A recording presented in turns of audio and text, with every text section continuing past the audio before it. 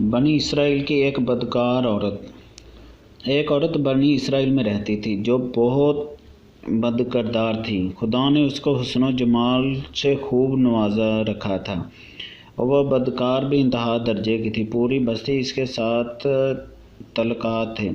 وہ اتنی مالدار ہوگی کہ اس نے اپنے لیے بڑا محل بنا لیا تھا اور ایک تخت بنوایا، اور وہ بن سنور کر ملکہ کی طرح تخت پر بیٹھتی تھی، اور اس کے ساتھ غلط تعلق رکھنے والے پورے شہر کے امراء تھے۔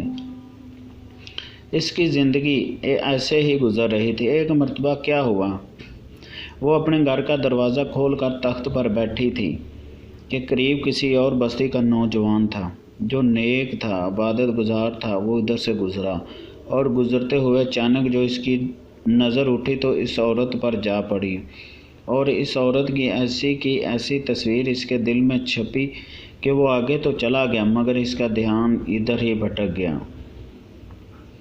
پھر وہ مراقبہ میں، ذکر میں، تسبیحات میں، تلاوت میں جب بیٹھتا تو اس کا دل ہی نہیں لگتا تھا۔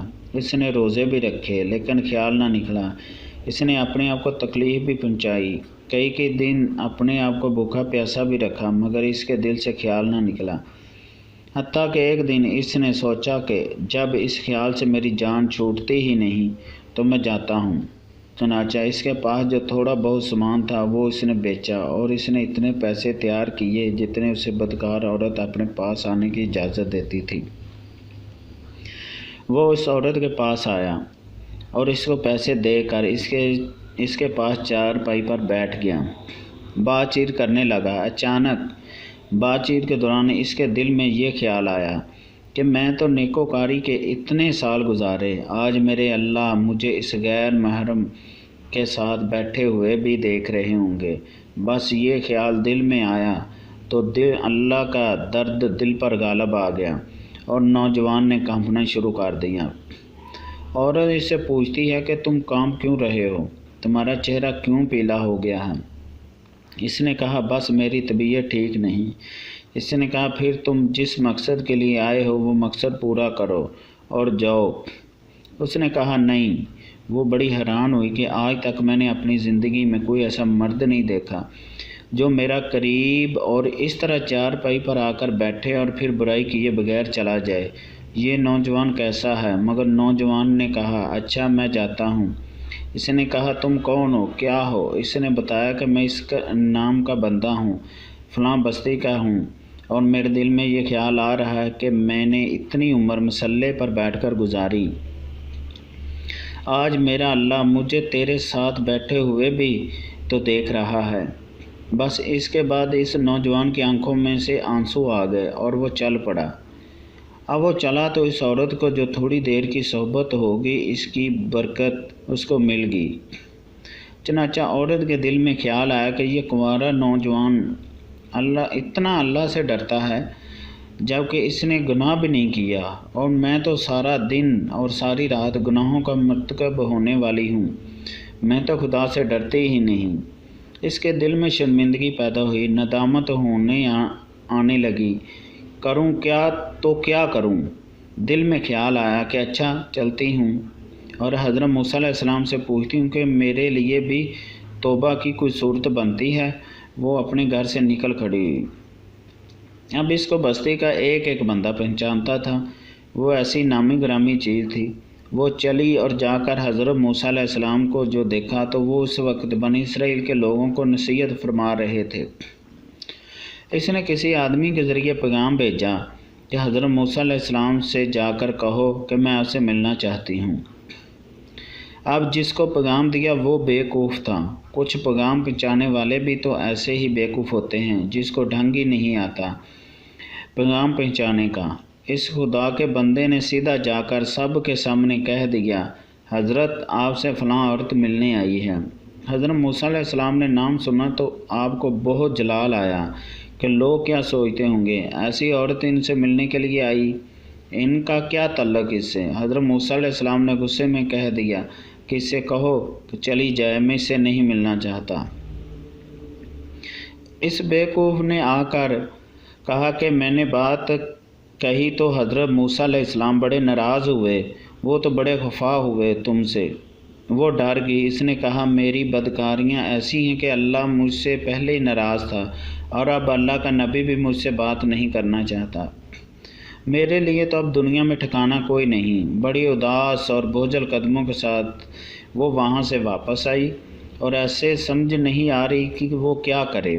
اب وہ حیران تھی کہ اللہ کے نبی علیہ السلام نے بھی میرے ساتھ بات کرنا گوارا نہ کیا۔ میں اتنی گری ہوئی چیز ہوں۔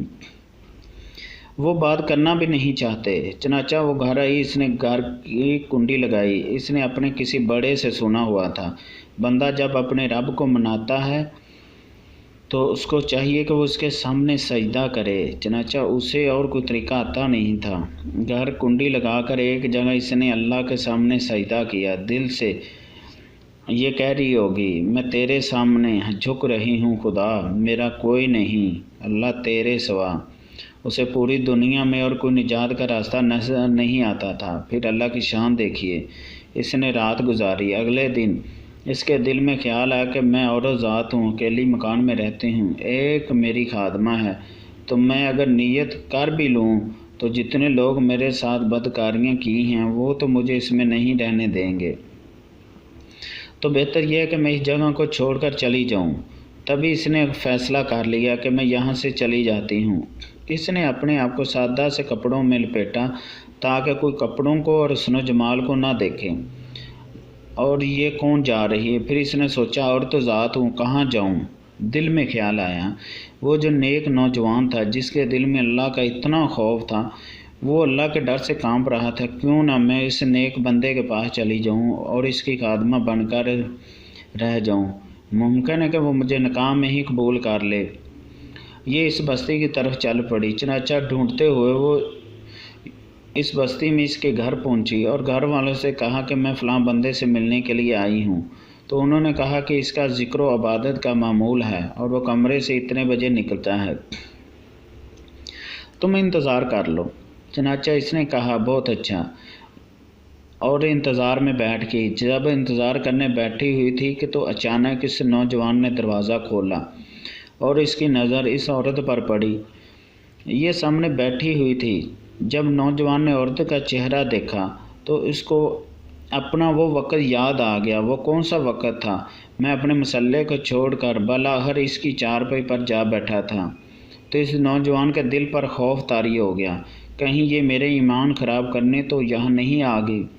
میں نے اتنی مشکل سے اس کا تصور ذہن سے نکالا تھا۔ تو نوجوان پر اتنا خوف طاری ہوا کہ وہ وہیں پر گر پڑا اور اس کی جان ہی چلی گئی۔ اب اس کی وفات پر گھر والے بھی رنجیدہ اور اس عورت کو بھی بڑا غم تھا۔ خیر 3 دن کے بعد اس عورت نے اس گھر والوں کو بتایا کہ میں تو اس نیت سے آئی تھی۔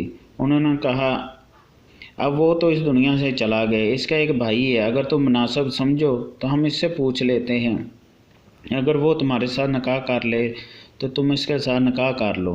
اس نے کہا ٹھیک ہے۔ جب بھائی سے پتہ کیا تو اس نے کہا ٹھیک ہے، اگر پہلے یہ ایسی عورت رہی ہے اور اب توبہ کی نیت کر چکی ہے تو میں اس کو اپنے نکاح میں قبول کر لوں گا۔ چنانچہ اس نے عورت کا اس کے بھائی کے ساتھ نکاح ہوا اور اس عورت کو اللہ تعالیٰ نے 7 بیٹے عطا فرمائے۔ وہ 7 بیٹے بنی اسرائیل کے اولیاء میں سے گزرے۔ ایسی بدکار عورت بھی اگر توبہ کرتی ہے تو اللہ تعالیٰ اسے بھی 7 ولیوں کی ماں بنا دیتا ہے۔ وہ مولا کتنا کریم ہے۔ اس ویڈیو کو لائک اینڈ شیئر کریں اور اپنے دوستوں کے ساتھ بھی ٹیگ کریں اور چینل کو سبسکرائب لازمی کریں۔ شکریہ۔